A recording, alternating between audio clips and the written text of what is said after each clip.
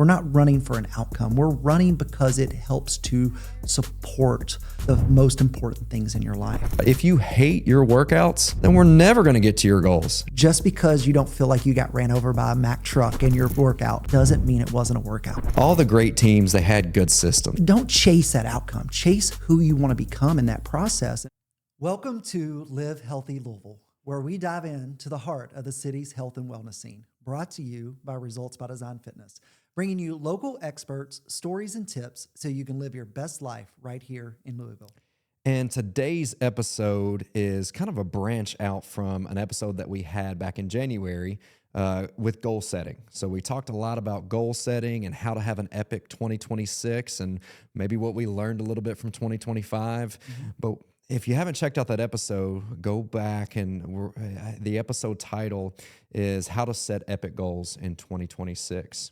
And today we wanted to unpack those goals a little bit, unpack the goal setting idea, and give you something tangible so that you can actually attain those goals. So if you haven't watched that episode, that will build a strong foundation. Today is about how to structure it into your own life. So if you're someone out there that's like, hey, I need to learn how to set some big goals for 2026, or if you're someone who feels like maybe their goals have kind of drifted, or maybe you've even failed at some of your goals already, which we're going to talk about is very common this time of year, then this episode right here is specifically for you. Yeah, I'm excited about this episode. I love digging into this stuff because at the heart of what we do, we are coaches. Yeah.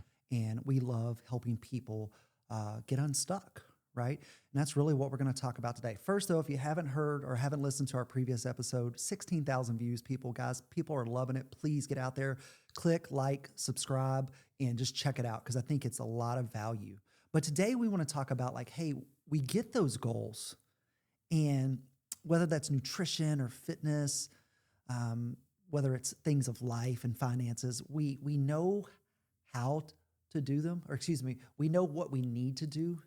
We just don't know how to do them. Yeah. Like, how do we put them into our life? How do we get out of our own way in certain situations to do that? So that's what I want to talk a little bit today, Ryan, and we'll kind of bounce back and forth. So kind of give me some opening thoughts here. What do you like? What does that?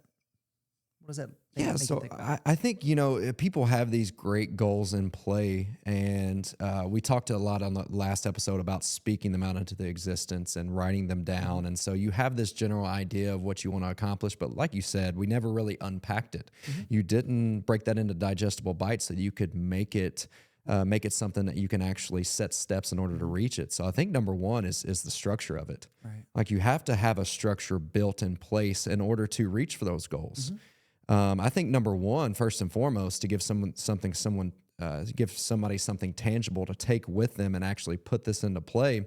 We talked about setting big goals. We talked about opportunity cost a little bit. We talked about thinking about what's most important to you in your life.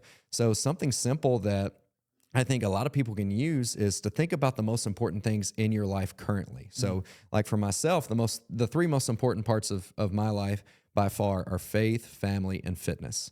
And all of those different components, there's different pieces of each one of them, right? Like faith is my faith in God and my faith in helping grow His kingdom through the impact that I have on a consistent basis around those around me. But it's also faith in myself. It's faith in what I can do. It's self-belief. It's the idea that I can accomplish hard tasks. I can accomplish and have a successful life while I'm on this earth. Family is my immediate family. It's my marriage. It's my family I was born into. It's my best friend. That's my brother. But it's also the people I'm around on a consistent basis. It's my gym family. It's my coworkers. It's my friends that I spend a lot of time with on a consistent basis. And then my fitness. My fitness is not only trying to be in the best shape I can possibly be, but it's taking care of my body. It's living a healthy lifestyle so that I can avoid contraindications long-term into life. It's trying to avoid chronic disease. So those are my three most important things. I think if someone picks out their three most important items in life and then they tie their goals to make sure, first of all, they fit into the three most important aspects of their life, And then they aren't going to pull them away from the most important things in their life. So figure out what's most important to you. Figure out those three things. As an example, like with me, we talked last episode about the Masogi, right? And I believe that Masogi is a great goal to shoot for everybody. One challenging thing a year. Mm-hmm. My Masogi is to do the series of runs, the Triple Crown leading up to the mini marathon.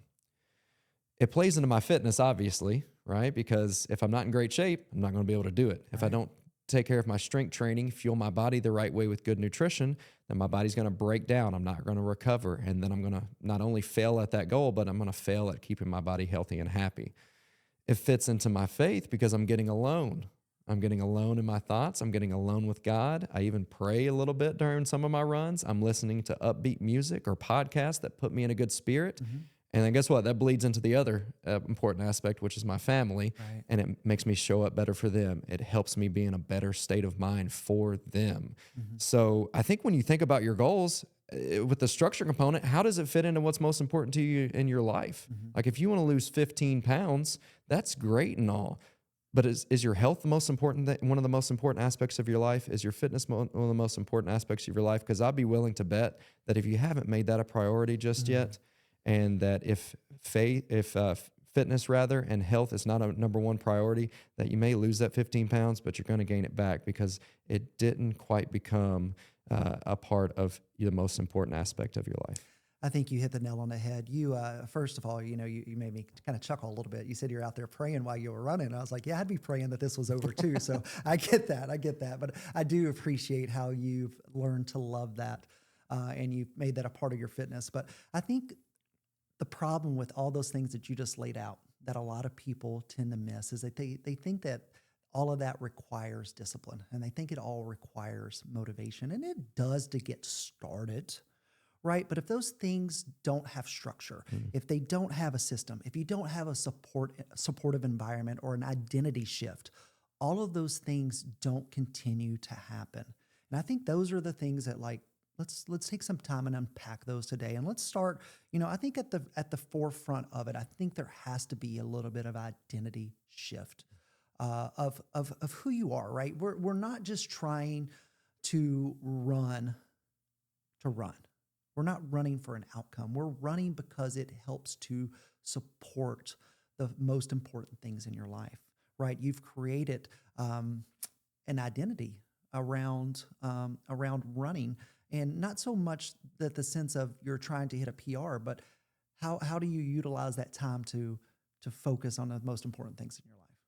Well, we had this quote from a previous episode with Tim Hester, Mm-hmm. and he says in that episode that who you are is far more important than what you do in your life. And although what you do is pretty cool, right? Like accomplishing these tasks and the outcome isn't necessarily a bad thing, but being outcome focused is because we never quite become that lifestyle. Like if we truly want to make health a priority, we have to identify with being someone who strives to be healthier, not necessarily reaching the ultimate destination of health, because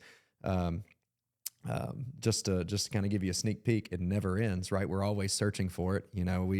We talk to people all the time and we're like, how long will it take me to get the results that I desire? Well, the rest of your life.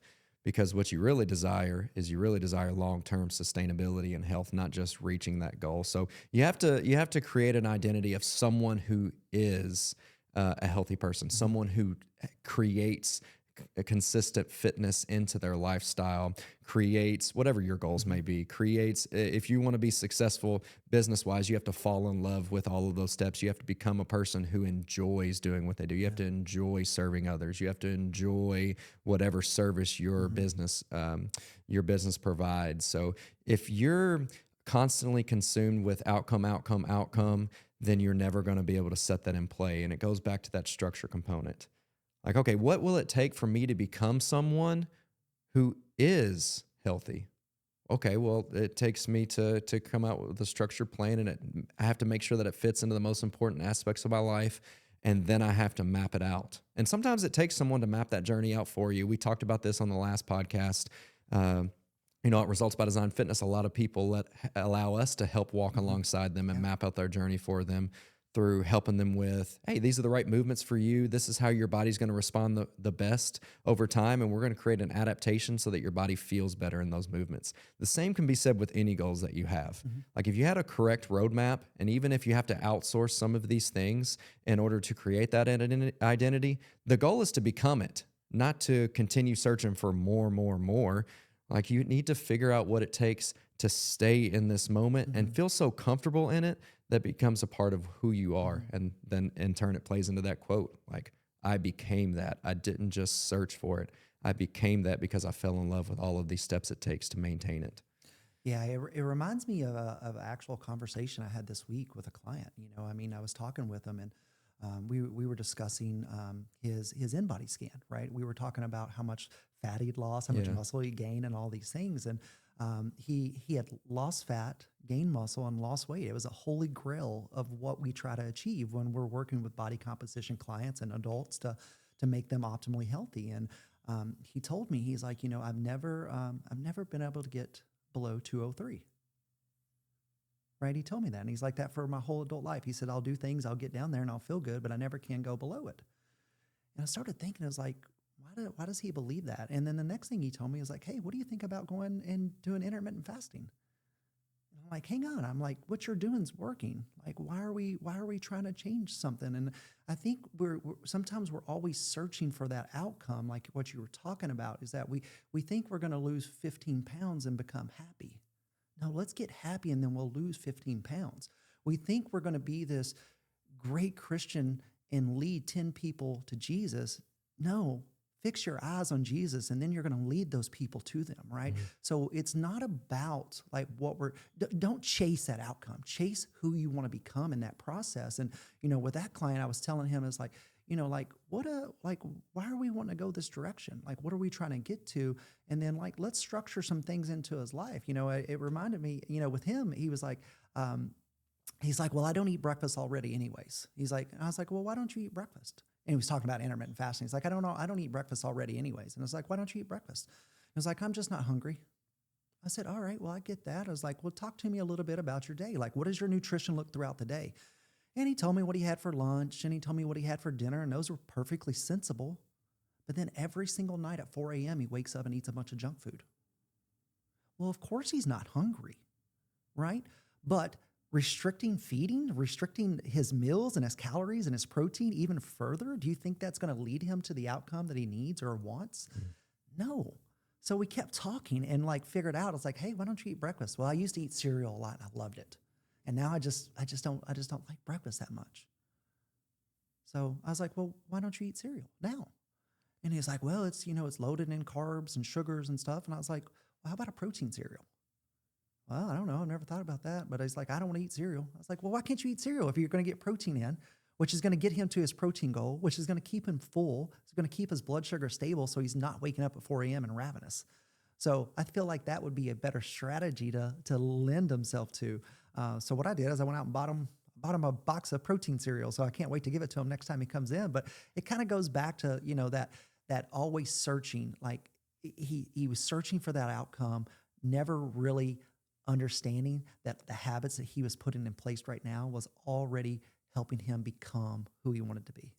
Right? From a health and fitness standpoint, from a grandfather standpoint, from a husband standpoint, he was getting closer to his goals, but it's like he wanted something else. He wanted to get there faster. And I was like, just pump the brakes, focus on who we're becoming, put these habits in place, and then let's figure out how to make them fit. And for him, if you love cereal, out there, let's figure out how to eat cereal. That's not the thing that's keeping you from getting to your goals. Right? There's options out there that we can kind of work around. And, I think there's things better than cereal. I'm not going to say that there's not, but at the end of the day, if you need a bowl of cereal to wake up in the morning, let's get a bowl of cereal and then let's nail everything else throughout the rest of the day. Right. And it's putting things into perspective. Yeah. That happens all the time at the gym, to where people they're still, regardless of how much we are helping them fall in love with the journey, we still are going to revert back to those just settings that we've been told lies to our entire life of you have to be this. Mm-hmm. And in that situation, he was having great results. And we've had people before that are in the overall grand scheme of things, when we take a step back and we look at maybe, you're talking about in-body results there, maybe we take a look back at the previous 3 in-bodies and based on their last 3 check-ins, their body fat percentage is down and their muscle is up, but maybe their most recent one wasn't the holy grail, as you said. Maybe their muscle was down just a hair and their body fat percentage was up just a hair. But when we put it in perspective, they still are on the journey. Yeah. We just had a little hiccup in the middle of the road, which is completely normal, right? Fat loss isn't linear. If it were, then most people bounce right back and gain it. But if it were, it'd be super easy and everybody would be able to do it, right? But it's not forming the identity of someone who I have to be at this outcome no matter what, or I'm a failure. It's no, I'm chipping away at this goal step by step, and I'm enjoying myself. I'm living life to the fullest, and I'm slowly getting to that outcome, but I'm becoming someone who I can do this. I can slowly chip away at this thing. But sometimes it takes that perspective to put it into play. Like, hey man, you're actually having great results. And I know you feel like you're missing out on this piece of your life that you felt like you enjoyed before. You loved having cereal. Can we figure out a way to not only increase the amount of protein that you're having throughout the course of the day, but maybe enjoy your mornings a little bit more? Maybe not be ravenous. Maybe not wake up at 4 a.m. You're just helping him just get the identity that he already is creating on his own, but just kind of build a shield around that. Yeah, and I think that's exactly what it is. It's a shield or a guardrail, as we often call it. Like, let's utilize these nutritional strategies, these fitness strategies, these health strategies, whatever, to create who we want to be, right? Let's not just do whatever the fad is of today or yesterday. Like, let's use them to shape who we want to become and do that. And I think that kind of leads in, and I got into it a little bit, with him. We were talking about identity, but it really boils down to, like, if you don't have systems, right? If you don't have systems in business, but if you don't have systems in your life and your health and fitness, it just doesn't, it doesn't seem to go well, right? Yeah. For example, like with protein, instead of worrying about losing 10 pounds, like, let's focus, like, no matter what happens today, I'm going to hit my protein goal, whatever that may be, 150 grams, 200 grams, 100 grams. I don't know what it is for you, but we'd be happy to figure that out for you. But like little things like that, like, how can we focus on those processes, and then how can we create those systems? So we know systems are important. We know that getting your protein in, we know that getting 2 to 3 strength training workouts a week, we know that getting a couple metabolic sessions, we know that getting steps, sleep, hitting our breakfast in the morning, getting our foundational nutrients right from our supplementation, all of those things are going to lend us 99% of the time. 99. There's 1% out there. That's the exception, not the rule, that might need a little extra support. There is. I get that. And we've seen that before. And the good news is we have the tools to help that as well. But that's what I want to get into next, is like a little bit of that system. Like, people, motivations, it's going to go away. It's going to go away. It's going to get hard. It's going to become a drag. But when you are showing up and these are the things I need to do, you usually get there. Well, if you think about it, we often compare like what we do as coaches to what coaches in different sports, different areas of sport, how their systems work, right? Like, all the great teams, they had good systems, like the John Wooden era and on. Like, they all had good systems in place. And although they had different players playing for them, it was the system that kept them moving forward as a program, as a coach, as a dynasty, whatever the case may be. And within all of those systems, you hear coaches in sports say this all the time, like, it's next play mentality, or we're only looking forward to the next game. We're not looking ahead. So you can get lost in all this noise of looking. Let's take football, for example. Like, if we're throwing a Hail Mary because the goal is to get into the end zone, right? That's the end goal. That's our outcome. Right. If we're throwing a Hail Mary every play, we're never going to get into the end zone, right? Yeah. And like you said, momentum can fade. A team can be super motivated, and you see this all the time with wait till we're right in the middle of like March Madness and everything, right? Yeah. Like, there's going to be a Cinderella team that has a lot of motivation and is coming in with great energy, and maybe even has a good run in the NCAA tournament. But you're going to see a lot of those kind of fizzle out over time. And it's going to be the powerhouse teams with the great programs, with the great systems that are going to last throughout the entirety of the tournament and win when it's all said and done. It's the same reason why a lot of professional sports will do 5-game series or 7-game series. All in all, the team with the best system and the team that executes the system the best is going to be the team that wins overall. But they're looking forward to the next game, the next play. They're using that mentality. And the same thing can be said with life. Like, we can go back to the Masogi example. If I'm solely looking forward to the mini marathon and I'm not looking forward to the next run, or I told you a little bit about my foot and my ankle coming into today, like there's some recovery that needs to happen because I'm feeling a little bit of discomfort here. So I'm looking forward to the next example of getting a little bit of relief there so that I can protect myself. With members at the gym, if you're not looking forward to your next workout, if you hate your workouts, then we're never going to get to your goals. And if you're always going to be outcome focused because you don't even enjoy what you're doing. With protein goals, you talked about nutrition a little bit. If you're setting a protein goal of 150 grams of protein a day, yeah, that seems like it's so far away. We hear people all the time say that, I can't get that much protein in a day. That's going to be impossible. Well, can we look forward to the next meal? Can we make sure that we have our next snack prepared? Right. Can we make sure that our protein, post-workout protein shake is readily available? That's our next steps. And then by the end of the day, you look back and you're like, oh, I'm at 130 grams. I just need 20. That shake doesn't look so bad after dinner tonight. I think I can get that in. Oh, now all of a sudden I'm at 150 grams. So I think the same can be said with us as coaches at the gym, or with us when we set examples of goals in our lives, is to take it next play mentality. Take it to the next step. What is the next step in life that's going to help us fall in love with this journey, continue with this identity? It's not going to pull away from the 3 structural components, the most important parts of our life, and it's going to keep us moving towards the end zone. Yeah. I think what you said is consistency is a system, right? Yeah. It's not a feeling. And all those sports teams that you kind of mentioned there, and, I think about the John Wooden and all those things and all these really great basketball teams, that North Carolina and Duke have had over the years. Also UK, yes, UK, U of L as well. Just teasing on camera, guys out there. But one of the things that they all do well is the fundamentals, right? They do the boring. They do the boring every single day. They eat broccoli, right? And eat broccoli doesn't mean literally eat broccoli, but they do the same consistent behaviors every single day, day after day, day after day.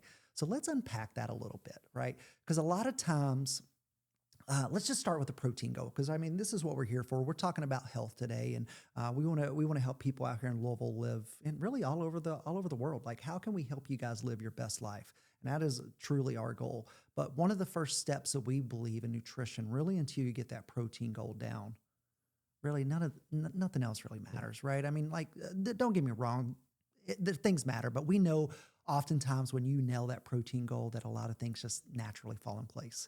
You're full, so you're not overeating all the time. Yeah. Your chances are, if you're focusing that intentionally on getting your protein, you're probably getting your fruits and vegetables in, right? All of those little things kind of fall in place. But sometimes, like what you just said, we tell people to eat 150 grams of protein, or 120ish. A lot of times for different females and stuff, just always depending on weight and muscle and all those fun things. But let's unpack that. So I need to get 150 grams of protein in a day. How would, and I'm telling you, it's hard. Like, how are you going to help me get there? Well, the first thing is to understand that a lot of people feel that same way. And I think, number one is because protein is the most satisfying macronutrient that we have. So obviously it's going to keep you full longer, which isn't necessarily a bad thing. Oftentimes, the reason that we're feeling that way is because our metabolism was working against us rather than for us in the time being. And so that'll come with time, and that'll come with repetition. Our bodies are so thrown off. Last time we did a goal setting episode, I told you about this book that I was reading, and I had lined up to read, that Alex Thomas told me about. Yeah. And it's called The Comfort Crisis. Now I can get that name out there because I'm actually reading it right now. Thank you, Alex. But he talks about a lot about our hunger hormones. And we live in this society where everything is so readily available, and there's so many dopamine hits. And a lot of times we're eating for those dopamine hits, and our body just gets self-regulated in this pattern.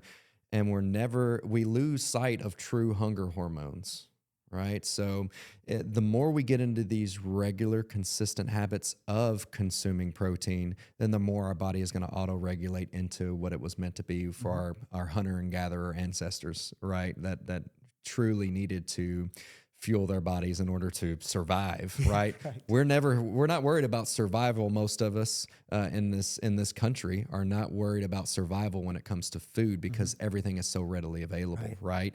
So over time, once your metabolism starts working for you, and this comes with regular movement and strength training in general, and it comes with regular healthy food selection and actually fueling your body the right way, this tends to get better. Another thing is sometimes there's some digestive hangups, right? So, ask your doctor about some digestive enzymes. Our gut is wrecked. And a lot of times the gut is the hub when it comes to how your body is responding to food and how your body is able to make these nutrients readily available, especially at a cellular level. So sometimes it takes a little bit of supplementation, just like it does with protein. It takes a little bit of supplementation in order to help your body be able to actually digest and absorb these nutrients. Maybe there's a hang up and you're feeling bloated all the time. That's a different story than feeling full, right? Like feeling full, hey, just get it in. We got to figure it out, right? But if you're feeling bloated and it's just you're having tummy aches and you're just maybe time to talk to your doctor about some of these things, right? But with protein consumption, I think it's the consistent habits that help you just be able to do this over time, and then in time. In turn with this, you're not selecting some of those other foods, or you're not binging, which is the real reason why you're not hungry, right? So you're just building these balanced habits when it comes to consumption over time, and oftentimes people find that once they're able to get into these consistent habits, it's not as hard as it seemed early on. Right. I think what you said there is that we want our metabolism to work for us and not against us. And I love that line, and I've used it for years. And I think it's super important to remember that, because early on, when you're trying to get in this amount of protein, there's a very good chance, like you just said, you're going to be full all the time. And we're taught to listen to our hunger cues, which we don't really do a great job of in this country, because of stress and comfort and all of those things that what you just mentioned. But sometimes we need to get our metabolism to work for us. So what are some solutions? Like I'm full. Like I'm getting 90 grams of protein in a day, and I'm full, coach. Yeah. Well, I think what would we do then? Well, I think it does become difficult if you are super full all the time and you're starting to create this habit to get more whole foods in. Like it's not as simple as, oh, you had a palm-sized portion of protein. Let's have a palm and a half. Well, what if I can't get that down? Then I'm just tossing out the rest, and I still didn't get it in because I just couldn't stomach it. Sometimes it is liquid nutrition. It really is. Okay. So that's where supplementation comes into play. Like at RXD, we are a whole foods gym. Yep. We are, and obviously. Reality is a little different than what's optimal sometimes, right? And in an optimal world, we would love everybody to always eat the whole foods that our ancestors ate or what your grandmother prepared for you when you were growing up, right? But sometimes that's not reality because of these situations, because our hormones aren't quite working for us just yet. And sometimes that is liquid nutrition. So protein shake would be a great way to do that. We have people in the gym that they're hitting their protein goal through making protein ice cream and their Ninja Creamy, or they're making protein pudding by something as simple as putting a scoop of protein powder in a bowl and mixing up a little water with maybe some nut butter in it and eating it as a fun dessert. Because let me tell you, there may have been times that you said no to protein because you were full. There are also times that you said yes to dessert even though you were full, right? So that just adds a little extra, it gamifies it for you a little bit. Like, oh, I'm having a little tasty treat afterwards. And, they continue to make tastier and tastier protein options, right? So sometimes it's getting in something simple like that. Sometimes even that's hard, right? It's hard for you to maybe choke down a shake at the end of the day to hit your protein goal.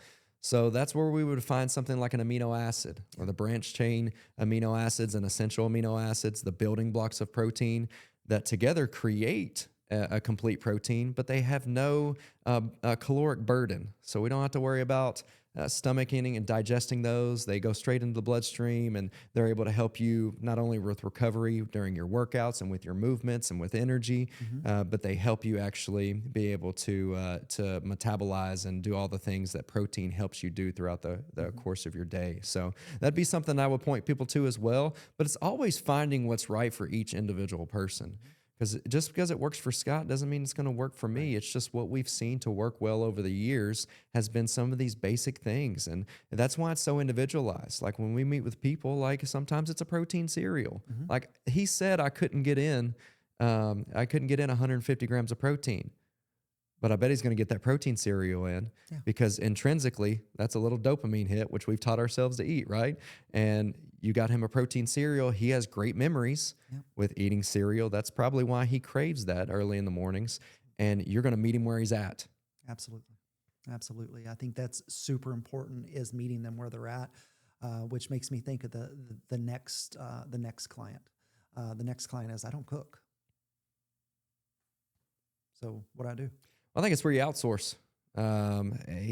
We've mentioned this guy, and we're going to continue mentioning him. There are other great people out there, but he has a great personality. He has a great mentality when it comes to this, and he has a heart for serving others. But we're going to mention Matt Hall again. Shout out to Clean Eats. Sometimes it takes outsourcing, and it's simple, right? We talk about the expenses. You're still going to save money. I know it seems like an investment whenever you're going out and you're buying meal from a meal prep service. But when you break it down, like you go out to eat and you get something out and for lunch on a daily basis, and it's $15 to $20 for a meal anyway. So when you break it down and you're getting a healthy, prepared meal that's actually going to satisfy you and it's going to get you closer to your goals, and it doesn't require you to meal prep to cook on the weekends, then $7 to $9 a meal doesn't sound too bad after all, does it? With Clean Eats in particular, they have a cafe that an in-house cafe where you can get something out while you're out and about. They have a frozen section. If you're like, well, crap, spending time going on and ordering the meals is crazy too. They have a frozen section where you can pick out meals. And then they have a meal prep service as well. So there's these different things at play with some of these different meal prep companies. So I would if it's hard for you to cook, I would outsource. Like with Clean Eats in particular, they have tasty meals too. They have everything from like healthy buffalo chicken mac and cheese to pizzas, to healthy cauliflower crust pizzas. So finding the right way to feed your body in the right way, to fuel your body in the right way without you having to spend those extra hours cooking. I think that's the best ticket for somebody is to outsource that. So that way you're not stuck. Like the worst thing is when you're stuck out and about and then you're like, well, you know what? The closest thing to me is McDonald's. So I'm just going to settle for the quarter pounder with cheese, or if they still have that. I don't know. It's been a while, but yeah, I think outsourcing is the number one ticket for someone who's like, I just can't do that. I love that. And that's my favorite part of coaching is truly meeting people where they're at and like providing them a solution that fits their life. And, we did a good job, I think, unpacking the protein, but let's talk about exercise, right? Because I mean, it can be challenging to get in. I'm sore. I don't have time. Finances are tight. There's a lot of different objections that come up to getting exercise. And I think sometimes we think of exercise, especially for us as coaches, especially as us in the strength training kind of mindset, that strength training is the only exercise. And that's not always the case. A few weeks ago, I was listening to Donald Miller. So Donald Miller is the CEO, owner of Story Brand, and just a brilliant guy, but also just a very genuine guy. And he was talking about, he's in his 50s and has a young kid, like 6 years old. He's talking about having kids late in life and how important it is to exercise so that he can be there for his kids or his kid and show up for her and stuff. And he talked about working with his trainer for the first time. And he went in, and he lives down in Nashville, went and met with his trainer for the first time. And the first time he went and met with his trainer, this trainer put him on the bike, had him ride really easy for 20 minutes, and then told him to get off and go home. And he was like, what is this? He's like, this is not what I signed up for. I thought I was going to come in here and get my butt kicked. I was going to be out of shape. And his trainer looked at him dead in the eye. He said, remember what you just did. No matter what else is going on in the day, you just did a workout. Right? He said, now fast forward 3 weeks later, and he's like, this dude's, I'm begging him to stop. I'm begging to quit. He's like, I might have thrown up in the corner one time, which that's not what we're looking for. But, he's like, but he was just reminding him, like, just because you don't have an hour, just because you don't feel like you got ran over by a Mack truck in your workout doesn't mean it wasn't a workout. And I think sometimes that for people out there, I think especially with the Instagrams and social medias, we think that it has to be this to be counted. And that's not the case, right? So like, what can we do? How do we stay consistent with that? How can we meet people where they're at with their exercise? Well, we talk about this all the time. We want people to move well before they move often. And that end goal is to move often, or at least move more often. When people think about strength training in general, they think about any type of exercise. They think about being strong and lifting heavy weights. You don't train to get strong. You train for an adaptation. And that adaptation, hopefully, is to help you move more often. So some simple tasks that people can utilize is to simply move their body more often in what feels comfortable for them currently. And you'll know what feels comfortable for you currently after one workout in it if you're doing the wrong exercises, right? That's why we meet people where they are. We do a complete assessment. We take people through movements that helps them move often in the areas where they already move well, and then move a little better in the areas where maybe their body has the emergency brake on. With people that right now, like if you're sitting at home and you're like, well, that's fine and all, but I can't budget for personal training. It's as simple as getting up and moving your body in a purposeful way. That can be as simple as going for a walk, right? That can be as simple as just getting up and down off the ground or getting up and down off the couch a little more regularly. We talked a little bit about, I just mentioned the word adaptation. The reason why your lower back hurts, and obviously there's other things at play too. Check with your doctor. The reason your back hurts is because your body adapted to this sedentary lifestyle that you've had, right? It adapted to, we sleep for hopefully 7 to 8 hours, right? We're sitting at a desk working your desk job for 7 to 8 hours, right? That's 16 hours out of the day. There's only 8 left. I bet you're not moving for those 8. You're probably sitting at home at dinner, sitting in a car commuting. You're doing all these things to where our ancestors were out and about all the time, right? They were hunter-gatherers, they were movers, they were builders. They helped build this good foundation of this country that we have. Now everything's AI and it's done for us, and the podcast is sent straight to you. You're welcome. But we're always sitting, never out and about, never moving. So first thing I would do is move, right? Can you go for, I know you can't dedicate an hour, maybe you can't dedicate finances right now for training. Can you walk for 20 minutes like Donald did, right? He hopped on the bike for 20 minutes, and that was more, I don't know what percentage wise that is for you sitting at home, but if you're not moving at all, that's a big percentage increase in the movement that you had previously. And then we compound that, and then all of a sudden you find that you're walking more. There have been members at the gym that have come in for the first time for strength training that have done this. And maybe they've even been on a weight loss journey before they stepped into our doors. They stepped into our doors maybe because they wanted a little bit more, but they come in saying that they've lost 25 pounds already, and all they did was drink a little less soda and start walking. But the key word, they started something. They moved their bodies more often than they were currently. And then and the flip side of things, if you can budget for personal training, I think that everybody needs a coach. I have my own program at the gym. You're seeing how I'm sitting right now. The adaptation on my body is that this right hip is a lot tighter than the left. If I switch feet right now, this left knee is going to be a lot lower than the right, right? Do you see that right there? So my programming is built around that. It's built around helping this right hip move a little more freely so that I can go on runs, right? Knowing what I know as a coach, if I have an asymmetry right to left and I go for a run, that's not ideal for my body. But if I'm training in the right ways, keeping my body stable despite its stiffness, then I can go out and do it. So if you can budget for personal training, find someone that is an expert and that knows what they're doing and that can take you through an assessment. You'll know pretty quick if it's the right person for you, because they're going to take you through movement that actually feels good, and they're going to see and they're going to explain to you live in action exactly what they're seeing, and they're going to project out what they can do with you based on the movement that they can see. So if you can budget for personal training, I think we do it best. But if someone takes you through a functional movement screen and they're able to see from a bird's eye view exactly the language that your body is speaking and give you feedback, then that is going to help you feel more comfortable coming to the gym day by day. It's going to help you break it into those digestible bites and look forward to your next workout. And then long term, it's going to get you better results because you never stop moving your body in the way it was intended to, because it's feeling a lot better and you're getting that adaptation that your body exactly needs. So I would first just start moving. And then once you're able to, find somebody that's going to pour into you and outsource that health so that it's something that you are held accountable on, but it's also something that makes you feel good. So we've covered focusing on becoming the person, becoming that identity, not identifying with what you're struggling with, but like focusing on becoming that mindset shift of who you want to become.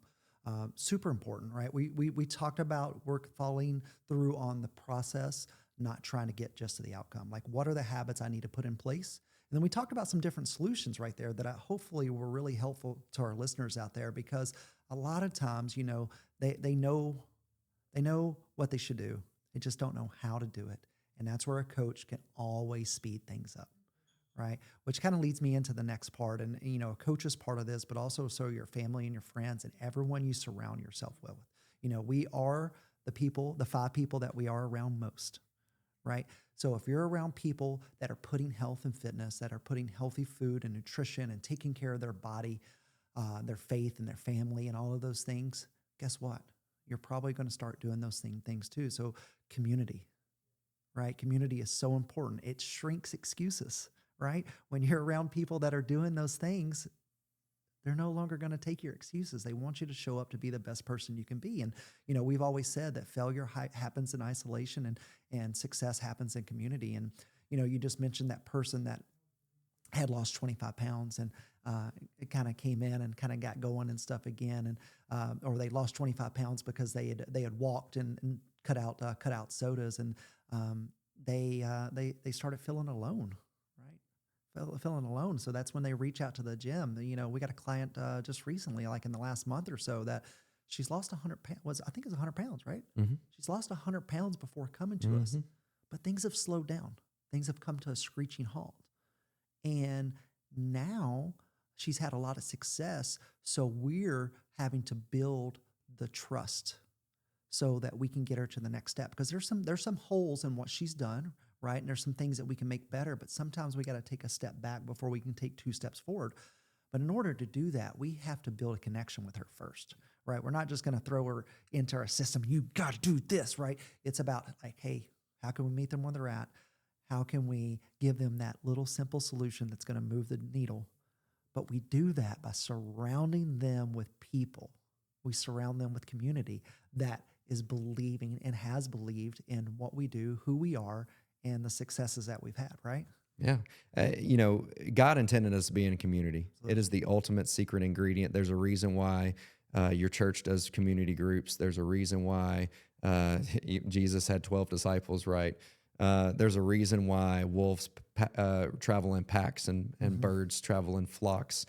We were all meant to experience community because it's an uplifting point of life.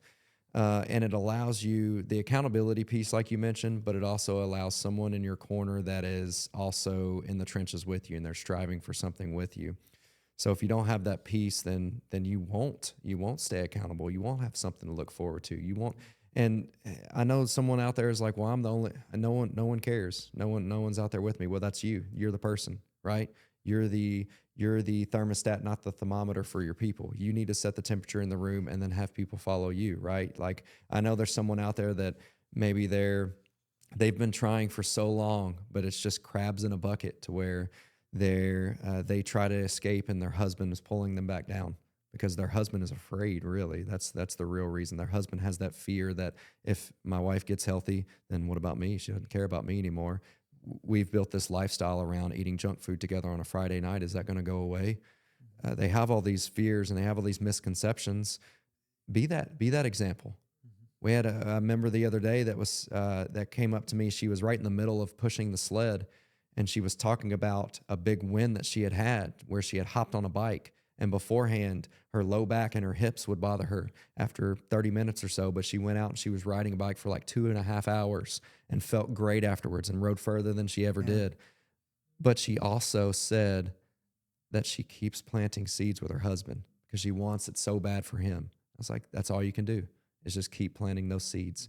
You are the community. You found it here, right? You found it through these inside these walls at Results by Design Fitness, and you're doing a great job with it. Obviously, you're getting those big wins. She's someone who's gained muscle and lost body fat percentage as well. But now you got to be that for him. You know, we can't get to him because we don't see him, but you can. I think stop being the thermometer and be the thermostat. That's such a powerful quote, because I think we sometimes feel it's easy to get discouraged when we're the only one, right? But when you shift that mind to that philosophy, like, people will gravitate to you. And you're going to need someone pouring into you as well. So find that person. Let this, hopefully this podcast can be that for someone out there. If you have questions, if you have things that you would like to run by us, reach out to us. We'd be happy to answer your questions. We can talk about them on air. You can send us a message on Instagram or on YouTube, wherever it may be, and we'd love to chat and help you out the best we can. But I think the big things today that we're starting to get is that, like, stop starting over, right? Stop waiting to feel motivated and just start with the boring things, right? Just do small wins, make them repeatable, and then become that person who shows up. All right. Show up for yourself, show up for your family, show up for your kids, whatever that may be. Show up for your faith, like, figure that out and, like, start showing up, right? Let us walk along beside you. We'd be happy to help, right? Live Healthy Louisville is exactly what it is saying. We want to be the community. We want to help people out there live their best lives, right? That's what we say at the beginning of every episode. It's not just what we say, it's what we believe, right? So, like, how can we help you do that? So we've got finding your identity, right? Figuring out what that is and, like, leaning into that. We've got focusing on the outcome, focusing on the process, not the outcome. Making sure we've got a system in place, and then surrounding ourselves with people that are going to help us be encouraged, whether that's at work, whether that's here online, whether that's in your church, whether that's at a gym, right? All of those things. So, like, what other things, Ryan? How else can we help? How else can we help the listener out there today? I think the big thing is to understand how much power that your thoughts and beliefs have, and turn those into actions, because people are going to notice. I don't care who you are. You can feel like the last person in line in your family, but we can all be a leader of some sort. We can all show love. We can all impact society, but you have to take the first step. So I don't care what it is from this podcast today. Take one thing and implement it into your life, and take action today, because that is going to, when you look back from now, like when we sit down with somebody and we're talking about goals, and we project out and I say, a year from now, you and I, Scott, are sitting right here in this exact spot, and we're talking about what you accomplished. What was it? When you speak that into action, it's powerful. When you take that first step, it's even more powerful. So choose something today. If it's as simple as choosing the 3 most important things of your life, then do that. Write it down right now. Like, if you're listening right now, stop what you're doing, push pause, and write down those things. None of this matters if we can't replicate it in our own lives, right? None of what we do in the gym matters unless we can replicate it outside of the gym. That's why we spend so much time pouring into each and every person. Spend so much time assessing, because we assess every time that you step foot in the gym. Spend so much time developing this program to where no matter if it's our 83-year-old or our 10-year-old, that they can both go through and complete their program in its entirety. And not only that, but come back not overwhelmed and not overly sore, and repeat it the next time that they're in the gym, and work out 2 to 4 days a week. Same thing with this podcast here today. None of this matters if you don't replicate it. You have all the material that you need to be able to go live life to the fullest, but it starts and it finishes with you. None of this matters if you don't take one step forward based on what you heard today, or reach out to the person that you know and you have the gut feeling that you're supposed to reach out to. Yeah. I think if this sounds like you and you feel stuck, let's find some structure. Yeah. If you feel like you're going at this alone, find a community, right? We would love to help you out here, Live Healthy Louisville. Also Results by Design Fitness. We'd love to help you out. This is what we do. So if you guys have any questions about today's episode, if you have some things that you'd like us to unpack a little further, if you have a specific, thing that you're struggling with that you'd like for us to kind of, unpack on layer on a podcast here, we'd love to. That's probably the best way that we work is having questions and like how can we break it down into small, attainable, easy to digest bites, right? That's what we do. So how can we help you be successful? So Louisville, keep living healthy. We want you to live your best life here in the city. Until next time. Yeah. Love you too. Yeah.